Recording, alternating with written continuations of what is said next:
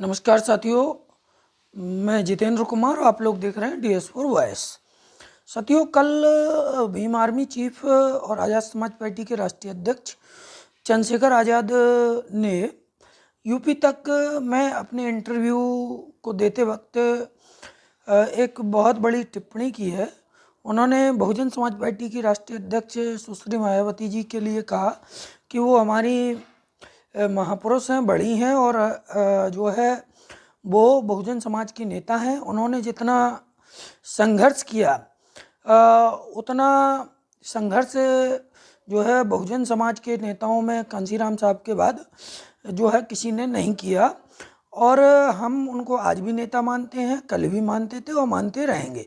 साथ ही साथ उन्होंने एक बात और कही, जब पत्रकार ने उनसे पूछा कि भाई जो है विपक्ष जो इंडिया अलायंस है उसके जो पार्टनर्स हैं, चाहे वो कांग्रेस हो, चाहे समाजवादी पार्टी हो या अन्य जो भी घटक दल हैं, वो पिछले कई महीनों से सुश्री मायावती जी पर जो है बीजेपी की वी टीम उनके बहुजन राजनीति में मिशन मूवमेंट के काम को नज़रअंदाज करते हुए समाज में एक मैसेज देने की कोशिश कर रहे हैं कि वो भारतीय जनता पार्टी की बी टीम के रूप में काम कर रही हैं, वो भारतीय जनता पार्टी की एजेंट हैं। तो इस पर चंद्रशेखर आज़ाद ने कहा कि जो है मैं इस बात को कतई नहीं मानता हूँ। जो लोग ये आरोप लगा रहे हैं वो यह अनर्गल आरोप है।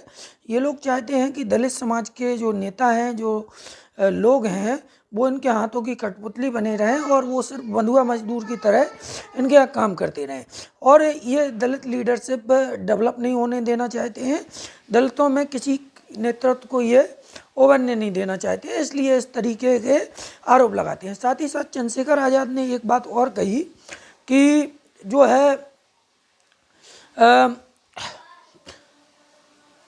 बहन जी को ये इंडिया अलायंस में कांग्रेस चाहती थी और समाजवादी पार्टी चाहती थी कि वो इंडिया अलायंस में शामिल हों, और जैसे ही उन्होंने मना कर दिया स्वतंत्र रूप से चुनाव लड़ने के लिए जब उन्होंने कहा, तो फिर ये उनको बी टीम बताने लगे और उसके पहले ये चाहते थे कि वो इनके साथ आएँ।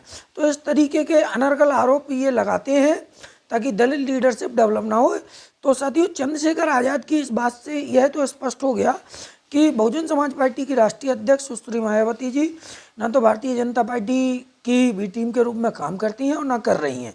वो बहुजन समाज और खासकर उसमें दलित, पिछड़े, आदिवासी, अल्पसंख्यक समुदाय में खासकर मुस्लिम समाज के लोगों के हित संरक्षण के लिए काम करती हैं और उसी नीति पर वो चल रही हैं जिस पर मनमर कांशीराम साहब उनको चलाकर गए थे।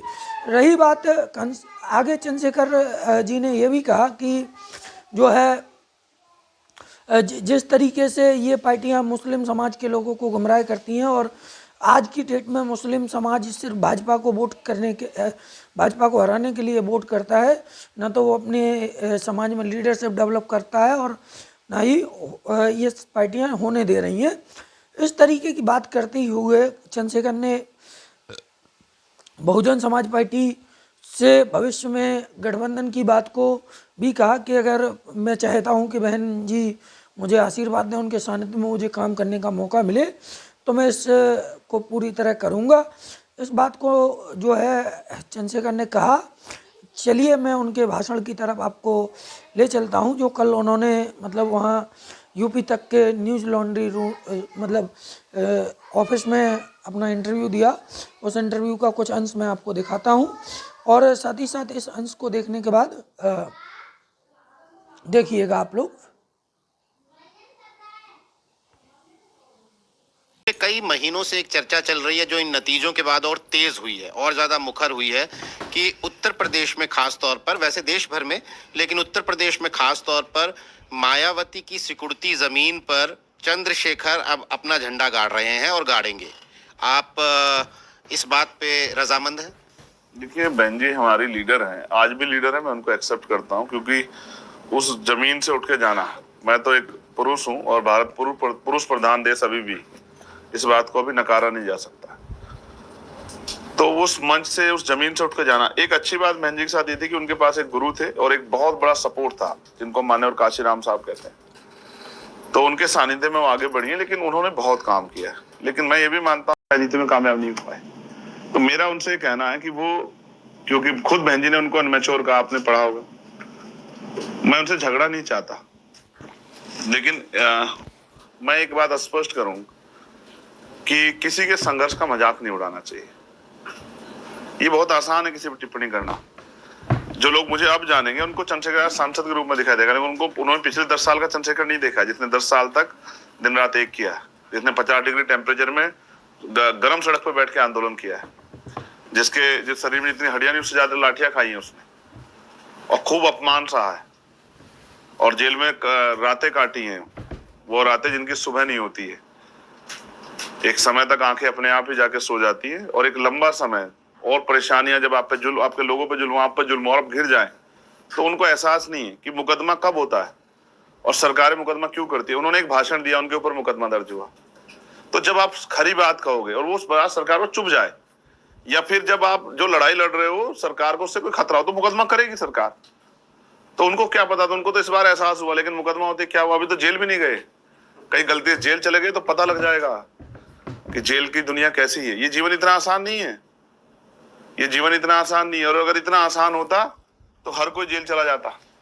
माँ हाथ रोक ले देता हूँ। ठीक है। मायावती पर मायावती को आपने माना कि उन महान नेताओं की लिस्ट में वो हैं आपके, Yes. जिनको आप हमेशा मानेंगे, रिगार्ड्स करेंगे। लेकिन अगर हम मायावती जी की सियासत को आज खड़े होकर 2024 में जून के महीने में हम जब देख रहे हैं कि उनकी पूरी बहुजन आंदोलन के लिगेसी को लोग भूल के उन पर बीजेपी के बी टीम का ठप्पा लगा रहे हैं, क्या आप इस बात से सहमत है कि मायावती बीजेपी की बी टीम? क्यों सहमत हूँ? क्या कोई बपोती है किसी की, वही लोग राजनीति करेंगे? आपने किसको आगे बढ़ाया? मुझे जवाब दो आप। बहन जी आपके साथ लाइन्स में नहीं गई, लेकिन मैंने आपको खतौली जिता के दिया था। यूपी में हमारा संगठन है, राजस्थान में हम 4 लाख के करीब वोट लेके आए, कई सीटों पे बहुत कम वोट से हारे। राजस्थान में हम लोग कई सीटों पे बहुत कम वोट से हारे। हमने बिहार में भी 7-7, 8-8 हजार, 15-15 हजार वोट हासिल किया। हमने उत्तराखंड में भी हासिल किया। तो अगर बहन जी आपके साथ नहीं है तो आपने चंद्रशेखर को कहाँ साथ लिया? चंद्रशेखर को आपने अपने मन से छोड़ा ना, तो इसका मतलब आप कहाँ चाहते हो कि हमारी लीडरशिप जिंदा रह जाए? क्या हम गुलाम है क्या इस देश में? और मैंने आपको घटना बताई अलीगढ़ की कि जब आपके मुंह से एक शब्द नहीं निकलता है तो क्या हम अपने लोगों को मरने के लिए आपके भरोसे छोड़ दें? हम सीवर में मरते हैं, हमें मनरेगा के नाम पे 230 रुपए मिलते हैं और पूरे साल भर काम नहीं मिलता है। 100 दिन 90 दिन काम मिलता है। आपको नहीं पता है कि हमारे घर कैसे चलते हैं? और महलों में रहने वाले लोग नहीं जानते हैं कि अन्याय अत्याचार पे कैसे लड़ा। तो हम बहुत सारे दिल्ली में बैठे लोगों को नहीं पता होगा कि गरीब के किस तरह से पीने के लिए साफ पानी मिलता नहीं मिलता। गांव में जाके देखिए, अगर 200 घर है तो 199 घरों में नहीं होगा आरओ, और वो गंदा पानी पी के जी रहे हैं, अस्पताल में इलाज नहीं मिलता है।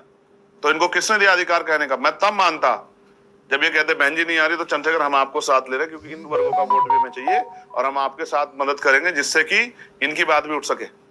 अगर इतना बाबा साहब से तो विद्वान नहीं है, लेकिन जब बाबा साहब ने इन पार्टियों के होते अपना दल बनाया तो कुछ सोच के बनाया होगा, इनके चरित्र देख के बनाया होगा।